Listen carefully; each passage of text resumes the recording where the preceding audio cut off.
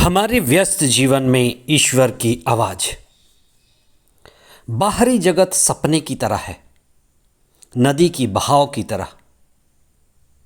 आज है, कल नहीं रहेगा। इसीलिए बाहरी जगत को संसार कहा गया है।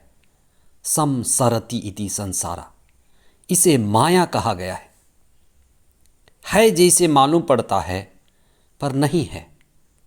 करोड़ों लोग इस धरती पर थे, कहाँ लुप्त हो गए, बस हमारे लिए स्मृति छोड़कर चले गए।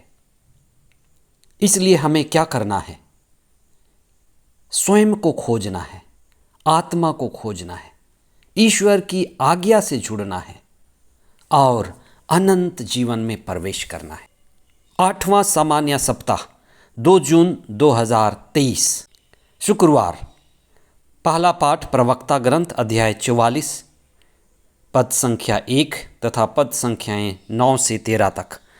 संत मार्कुस का सुसमाचार अध्याय 11 पद संख्याएं 11 से 26 तक। यूहन्ना बपतिस्ता कहा करते थे, जो पेड़ फल नहीं देता वह काट डाला जाएगा।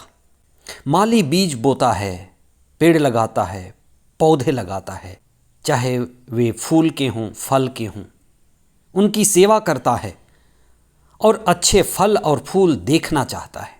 हर एक व्यक्ति, हर एक इंसान ईश्वर का आध्यात्मिक पेड़, आध्यात्मिक पौधा है और उसमें संभावना है आत्मज्ञान की, आत्मचेतना की, और मौका है अनंत जीवन में प्रवेश करने की। हर पेड़ मौसम के अनुसार फल देता है। विपरीत मौसम में फल ढूंढना मुश्किल है। पेड़ प्रकृति से गहरा जुड़ा हुआ है, इसीलिए विशेष मौसम के अनुसार पेड़ में फल लगते हैं। लेकिन क्या कारण है कि आज के सुसमाचार में बेथानिया के रास्ते से ईसा को जाते हुए भूख लगी और वे अंजीर के पेड़ में फल ढूंढने लगे। फल नहीं था और ईसा ने उस पेड़ को धिक्कारा कि उसका फल कोई ना खाए, और दूसरे दिन वह पेड़ सूख गया। बेमौसम अंजीर का फल खोजने का क्या कारण हो सकता है? क्यों ईसा ने उस पेड़ को धिक्कारा और क्या कारण था कि वह सूख गया? सूखे हुए अंजीर के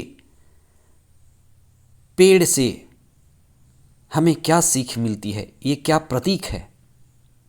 वास्तव में ईश्वर के राज्य में हर पेड़ को हर मौसम में फल देना है। आप इस बात पर चिंतन करें। ईश्वर के राज्य में हर पेड़ को हर मौसम में फल देना है।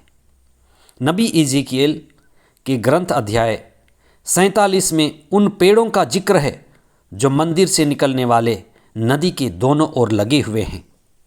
उनके पत्ते सदाबहार हैं, दवाई के काम आते हैं और ये पेड़ हमेशा फल देते हैं।